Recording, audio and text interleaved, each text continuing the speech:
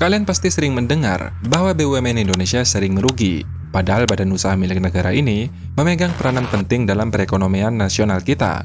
Namun sejak Erick Thohir menjabat sebagai Menteri BUMN, banyak sekali perubahan yang terjadi di lingkungan BUMN. Perusahaan-perusahaan yang dulunya seolah sekarat, bahkan terancam bubar, sekarang sudah mulai bangkit dan sehat kembali. Ini adalah sebuah berita baik untuk kita semua, terutama dalam konteks pembangunan ekonomi negara. Nah, BUMN apa saja nih yang dulunya sakit sekarang sudah sehat kembali? Dan langkah apa yang dilakukan oleh sang dokter BUMN? Penasaran? Yuk kita simak videonya bersama.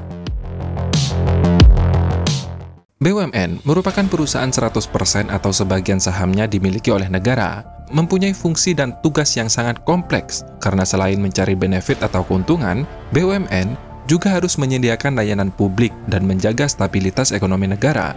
Artinya, BUMN mempunyai tugas yang sangat berat yang bertolak belakang dengan hukum dasar ekonomi.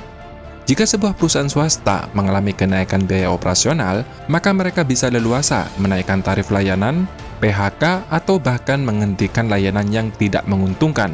Tetapi, hal itu berbeda dengan BUMN yang mempunyai misi sosial dan harus tetap beroperasi meski dalam keadaan merugi. Maka tak heran jika maskapai Garuda beroperasi di rute penerbangan yang sepi, kadang cuma bawa satu penumpang. Yah, tapi inilah BUMN, tugasnya yang memang menyediakan layanan bagi masyarakat. Makanya, jangan asal bacot BUMN merugi kalau teman-teman ada yang belum paham apa itu BUMN. Dengan tugas yang sangat berat, maka tak heran juga banyak BUMN yang masih bergantung pada subsidi dari pemerintah. Ketika subsidi itu berkurang atau bahkan hilang, mau tidak mau mereka kesulitan secara finansial, terlilit hutang bahkan terancam bangkrut. Nah, di era Erick Thohir, ada pergeseran pada prinsip BUMN yang sebelumnya mempunyai misi sosial, sekarang bertambah dengan berorientasi laba. Artinya, BUMN memperhitungkan sisi ekonomi dalam menjalankan tugasnya, bro. Salah satu langkah yang diambil adalah melakukan restrukturisasi BUMN dan revitalisasi pada BUMN yang dianggap sakit.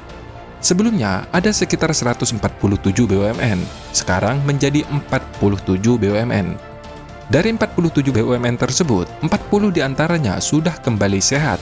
Sisanya 7 BUMN tersebut sekarang masih dalam kondisi merugi alias sakit, yaitu PT Krakatau Steel, PT Bio Farma, PT Wijaya Karya, PT Waskita, PT Asuransi Jiwasraya, Perumnas, dan Perum Percetakan Negara Republik Indonesia atau PNRI. Erick Thohir fokus pada pendekatan berbasis kinerja dengan memberikan penekanan pada pentingnya efisiensi dan akuntabilitas. Selain itu, pemanfaatan teknologi menjadi salah satu fokus utamanya. BUMN terus didorong untuk bertransformasi secara digital agar dapat bersaing dengan perusahaan-perusahaan swasta maupun asing. Dengan pemanfaatan teknologi, operasi BUMN menjadi lebih efisien dan transparan, serta mampu merespon kebutuhan pasar secara lebih cepat. Dengan langkah-langkah ini, banyak BUMN yang sebelumnya mengalami kesulitan kini sudah mulai menunjukkan kinerjanya dengan baik. Nah, berikut BUMN yang dulunya sering merugi, bahkan ada yang hampir kolaps, namun sekarang sudah meraih keuntungan. Yang pertama ada PT Garuda Indonesia.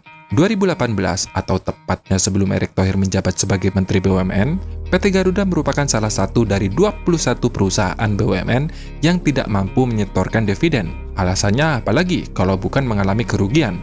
PT Garuda Indonesia mencatatkan kerugian bersih sebesar 283,8 juta US dollar atau setara 3,77 triliun. Setelah periode kerugian yang signifikan, PT Garuda Indonesia telah berusaha untuk bertransformasi dan memperbaiki kinerjanya. Meskipun tantangan di industri penerbangan tetap ada kendala, termasuk dampak yang disebabkan oleh pandemi COVID-19, namun PT Garuda Indonesia terus melakukan berbagai upaya untuk kembali ke jalur profitabilitas. Alhasil, 2023 kemarin, PT Garuda Indonesia telah berhasil membukukan labanya sebesar 251,9 juta US dollar atau setara 4 triliun rupiah.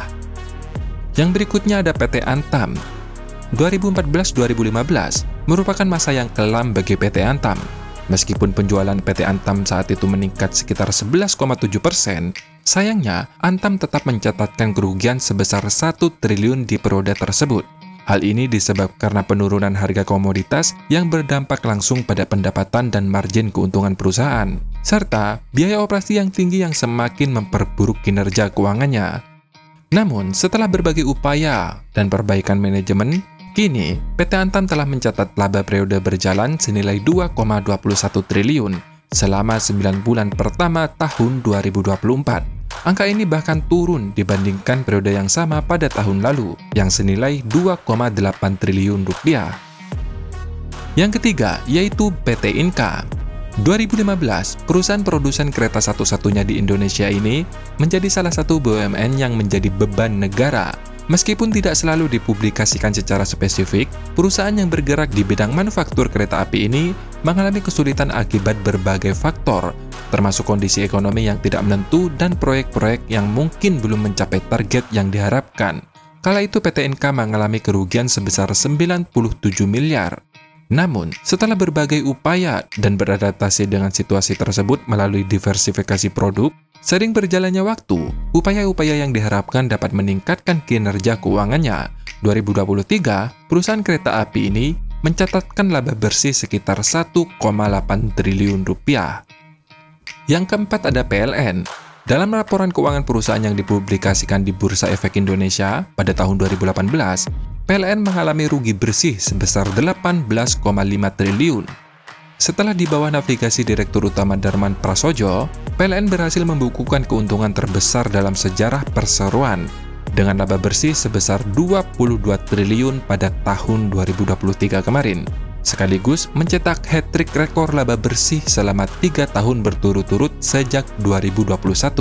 Bahkan, PLN sekarang sudah berani terjun ke sektor manufaktur dengan membangun pabrik fotovoltaik dengan kapasitas 1 gigawatt di Kendal. Pabrik ini merupakan pabrik panel surya terbesar di Indonesia sekaligus di Asia Tenggara, bro.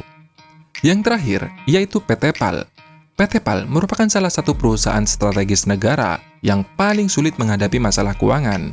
2008, perusahaan ini hampir dinyatakan kolaps, namun setelah posisi diduduki oleh Dr. Kaharudin Djenot, kondisi keuangan PT PAL berangsur membaik. Perusahaan galangan kapal ini berhasil bangkit dan melunasi semua hutang-hutangnya sejak 25 tahun yang lalu.